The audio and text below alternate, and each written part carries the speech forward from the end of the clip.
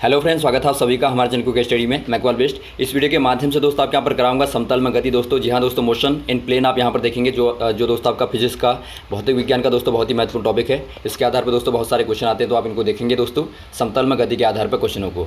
और देखिए दोस्तों, शुरू करने के पहले थोड़ी सी एक दरख्वास्त करना चाहेंगे, यदि आपने हमारे चैनल को सब्सक्राइब नहीं किया दोस्तों अभी तक, तो प्लीज़ हमारे चैनल को सब्सक्राइब कीजिए और बेल आइकन को प्रेस करना ना भूलिएगा दोस्तों, ताकि हमारी वीडियोस की नोटिफिकेशन आपको प्रथम प्राप्त हो सके।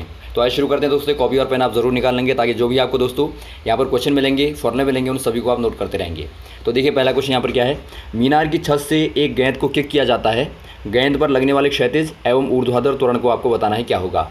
दोस्तों यहाँ पर देखिए, एक इस प्रकार का कोई यहाँ पर छत है दोस्तों। मान लीजिए यहाँ से कोई बॉल को किक किया जाता है, तो बॉल कैसे जाएगी दोस्तों, यहाँ से किक करने पर इस प्रकार से नीचे को जाएगी।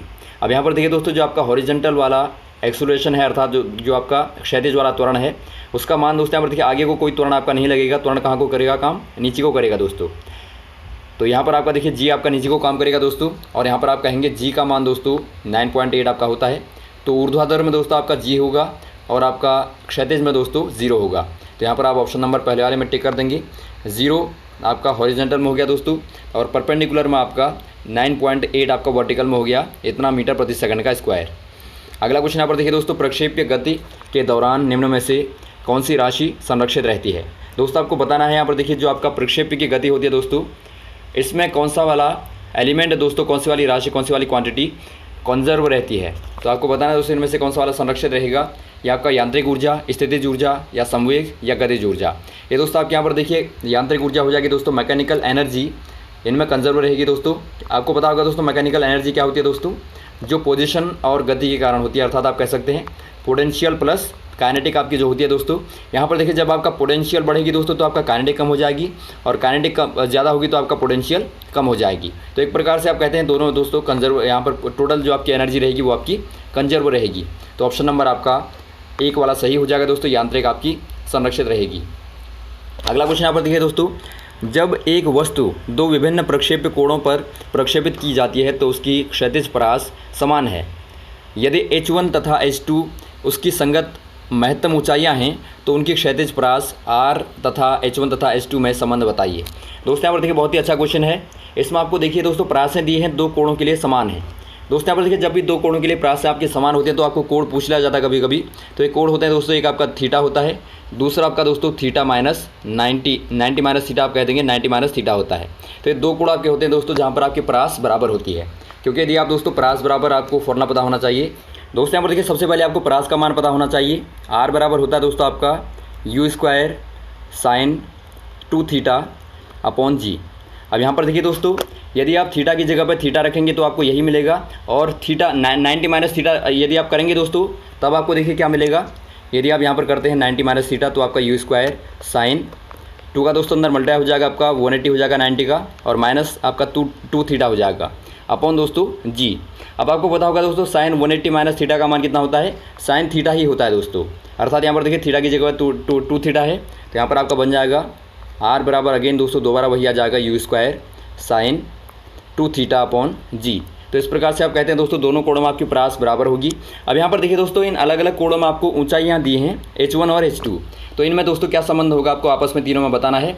H बराबर होता है दोस्तों, आप पहले फॉर्मूला याद रखेंगे। H बराबर होता है u² sin² theta upon 2g। तो ये दोस्तों आपका हाइट का फॉर्मूला होता है, एक परवलय के लिए, एक प्रक्षेप्य के लिए दोस्तों। अब यहाँ पर देखिए, यदि आपका H1 की बात करें तो आपका थीटा हो जाएगा, और H2 में दोस्तों क्या हो जाएगा, H2 बराबर हो जाएगा दोस्तों आपका u² sin² थीटा की जगह पर आपका 90 माइनस थीटा, और अपॉन दोस्तों आपका 2g। अब दोस्तों यहाँ पर देखिए sin² 90 माइनस थीटा क्या हो जाएगा, cos² थीटा बन जाएगा यहाँ पर। तो ये दोस्तों आपका बन गया H2 बराबर u² cos² थीटा। दोस्तों आप नोट करते रहेंगे फटाफट, और अपॉन आपका 2g। अब यहाँ पर देखिए दोस्तों, आपको निकालना क्या है, आपको संबंध बताना है। तो आप यहाँ पर देखिए H1 H2 कर देंगे, H1 इंटू H2 करेंगे दोस्तों, तो आपको ये मिलेगा R² अपॉन 16 मिलेगा दोस्तों। तो यहाँ से आप यदि R बराबर निकालें दोस्तों, तो R बराबर आपका क्या हो जाएगा, अंडर रूट का 16 H1 H2।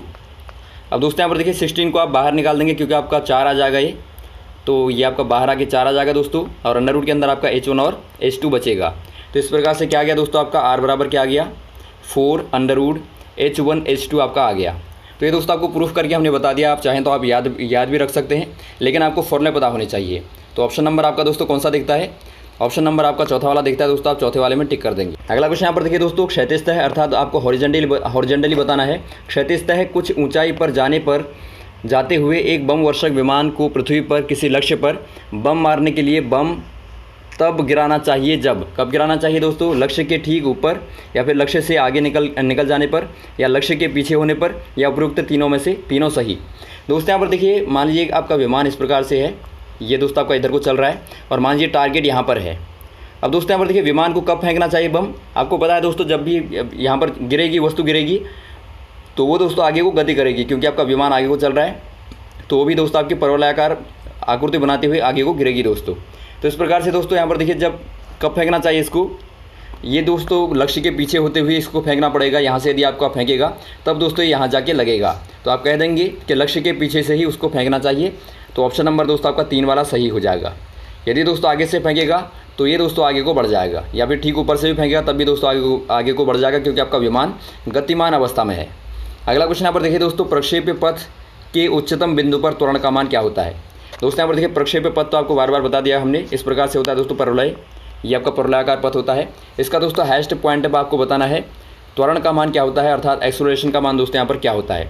ये दोस्तों आपका अधिकतम होगा, न्यूनतम होगा, शून्य होगा, जी के बराबर होगा। यहाँ पर दोस्तों जी के बराबर मानते हैं हम मैक्सिमम पर दोस्तों, तो ऑप्शन नंबर आपका चौथा वाला सही हो जाएगा, जी के बराबर। और जी का मान आपको पता होगा दोस्तों 9.8 मीटर प्रति सेकंड का स्क्वायर होता है। अगला क्वेश्चन यहाँ पर देखिए दोस्तों, प्रक्षेप्य गति के उच्चतम बिंदु पर वेग का मान क्या होता है? दोस्तों यहाँ पर देखिए, पहले आप परवलयाकार एक पथ खींचिए दोस्तों, पहले आराम से इस प्रकार से आपने एक परवलय का बनाया दोस्तों। यहाँ पर मान लीजिए आपका मैक्सिमम आपका हाइट है। अब देखिए दोस्तों, आपको पता होगा, मान लीजिए आपने थीटा एंगल पर किसी पार्टिकल को फेंका है, तो ये दोस्तों आपका 2 प्रकार के कंपोनेंट बनाता है। एक आपका दोस्तों हॉरिजॉन्टल वाला आता है, एक आपका वर्टिकल वाला आता है। तो यहाँ पर आप मान लीजिए दोनों को निकालिए। यहाँ पर दोस्तों आपका जो हॉरिजॉन्टल होगा वो आपका होगा u cos of theta, theta आपका एंगल है, और वर्टिकल वाला होगा दोस्तों आपका u sin ऑफ थीटा। अब यहाँ पर देखिए दोस्तों, जब आप मैक्सिमम हाइट पर जाएंगे तो आपका u sin ऑफ थीटा आपका 0 हो जाएगा, क्योंकि दोस्तों पिंड यहाँ से नीचे को जाएगा, तो ये आपका 0 हो गया ऊपर वाला। तो आपका मैक्सिमम कौन सा हो गया दोस्तों? u cos ऑफ थीटा हो जाएगा। तो आप याद रखेंगे मैक्सिमम पर दोस्तों आपका u cos ऑफ थीटा होगा। तो ऑप्शन नंबर बी वाला आपका दिखता है, तो आपका बी वाला सही हो जाएगा। अगला क्वेश्चन यहाँ पर देखिए दोस्तों, एक प्रक्षेप्य गतिज ऊर्जा k से प्रक्षेपित किया जाता है। यदि यह अधिकतम परास तक जाए तो इसकी अधिकतम ऊंचाई दोस्तों उस गतिज ऊर्जा पर क्या होगी? दोस्तों यहाँ पर देखिए आपको दिया है एक कोई भी पार्टिकल जो फेंका गया दोस्तों, के आपको के यहाँ पर क्या दिया दोस्तों? गतिज ऊर्जा यहाँ पर दी है। तो के से फेंका गया तो ये दोस्तों अधिकतम परास तक जाता है, रेंज तक जाता है। तो आपको पता होगा दोस्तों मैक्सिमम परास बराबर क्या होता है? आर मैक्सिमम बराबर आपका होता है u²/g। यहाँ पर देखिए दोस्तों आपका जो थीटा होता है यहाँ पर मैक्सिमम के लिए दोस्तों आर में वो आपका 45 होता है। और आपको पता होगा sin 2 थीटा बराबर कितना हो जाएगा दोस्तों? sin 90 हो जाएगा, और जिसका मान आपका 1 हो जाएगा। तो आर मैक्सिमम बराबर दोस्तों आपका हमेशा क्या होता है? u²/g होता है। तो ये दोस्तों आपका बराबर कितना दिया? आपको k दिया है। और वैसे ही दोस्तों यहाँ पर आपको मैक्सिमम हाइट पर पूछा गया, तो आपका मैक्सिमम हाइट जो आपकी होती है दोस्तों वो आपकी होती है u²/2g होती है। तो इसके लिए आपको बताना दोस्तों, आप क्लियर देखते हैं दोस्तों, u²/2g बराबर कितना है? आपका मैक्सिमम रेंज का आधा है, ये आपका हो जाएगा। तो मैक्सिमम रेंज अपॉन 2 हो जाएगा। तो इस प्रकार से दोस्तों आपको अभी पता है एच बराबर आपका आ गया r मैक्सिमम अपॉन 2 बराबर, आपने देखा दोस्तों r मैक्सिमम बराबर k था, तो k/2 आपका हो जाएगा, अर्थात दोस्तों k/2 कहें या फिर आप कहें 0.5 k। तो ये दोस्तों आपके यहाँ पर हो जाएगा ऑप्शन नंबर आपका दूसरा वाला दोस्तों सही हो जाएगा। अगला क्वेश्चन यहाँ पर देखिए दोस्तों, एक प्रक्षेप्य का प्रारंभिक वेग आपको दिया है v बराबर 3i + 4j मीटर प्रति सेकंड। तो महत्तम ऊंचाई दोस्तों पर वेग आपको बताना है। बहुत ही अच्छा क्वेश्चन है दोस्तों। यहाँ पर देखिए कोई भी आपको कंपोनेंट अभी आपको बताया दोस्तों हमने, कंपोनेंट जो आपके दिए रहते हैं वो आपके vx और vy के फॉर्म में होते हैं। vy साइन ऑफ थीटा और vx cos ऑफ थीटा। तो यहाँ पर देखिए आपको कंपोनेंट दिए हैं दोस्तों, v बराबर आपका होता है vxi + vyj। तो यहाँ पर देखिए दोस्तों आपको क्या दिया है? vx बराबर दिया है दोस्तों 3 दिया है, और vy बराबर आपको दिया है 4। अब यहाँ पर देखिए दोस्तों आपको मैक्सिमम पर जब यदि आपको वेलोसिटी बतानी होगी तो आपकी होती है दोस्तों v बराबर आपका हो जाएगा √vx का स्क्वायर + vy का स्क्वायर। तो इनको आप निकालेंगे दोस्तों तो आपका v बराबर कितना आ जाएगा? 3 का स्क्वायर + 4 का स्क्वायर बराबर दोस्तों आपको कितना हो जाएगा? √ के अंदर 25 निकलेगा। इनको आप ऐड करेंगे तो आपका v बराबर आ गया √ का 25। जो दोस्तों आपका 5 आएगा वर्गमूल निकालने पे 5 आएगा, तो 5 मीटर प्रति सेकंड दोस्तों आपका क्या आ गया, वेलोसिटी दोस्तों वहाँ पर आ गई। तो ऑप्शन नंबर आपका तीसरा वाला सही हो जाएगा। अगला क्वेश्चन यहाँ पर देखिए दोस्तों, जब किसी वस्तु को महत्तम परास अर्थात मैक्सिमम रेंज वाले कोण में फेंका जाता है, अर्थात दोस्तों 45 डिग्री के एंगल पर फेंका जाता है, तब उसकी गतिज ऊर्जा है, आपको ई दी है दोस्तों, यहाँ पर देखिए मिसप्रिंट हुआ है, यहाँ पर आपको तब उसकी गतिज ऊर्जा ई है। तो अब बताना आपको अपने पथ पर महत्तम ऊंचाई बिंदु पर जाने पर उसकी दोस्तों क्षैतिज गतिज ऊर्जा क्या होगी। दोस्तों यहाँ पर देखिए बिल्कुल वही क्वेश्चन आपका ऊपर वाला है जो आपको ऊपर बताया था अभी हमने दोस्तों। यहाँ पर देखिए दोस्तों आपको दिया है आर मैक्सिमम, आपको पता है आर मैक्सिमम बराबर कितना होता है, u² होता है। जो आपको ई दिया है दोस्तों, तो आपको बताना है एच मैक्सिमम बराबर जो आपका होता है दोस्तों u²/2g। ये दोस्तों आपका कितना हो जाएगा, रेंज का आधा है तो आपका e/2 हो जाएगा। तो ऑप्शन नंबर आपका दोस्तों 2 वाला सही हो जाएगा, e/2। अगला क्वेश्चन यहाँ पर देखिए दोस्तों, 30 डिग्री कोण पर झुके हुए नत समतल से एक कण दोस्तों प्रक्षेपित किया जाता है, क्षैतिज से किस कोण पर। यहाँ पर देखिए दोस्तों आपका 80 नहीं है, कुछ नहीं है, थोड़ा सा मिसप्रिंट है।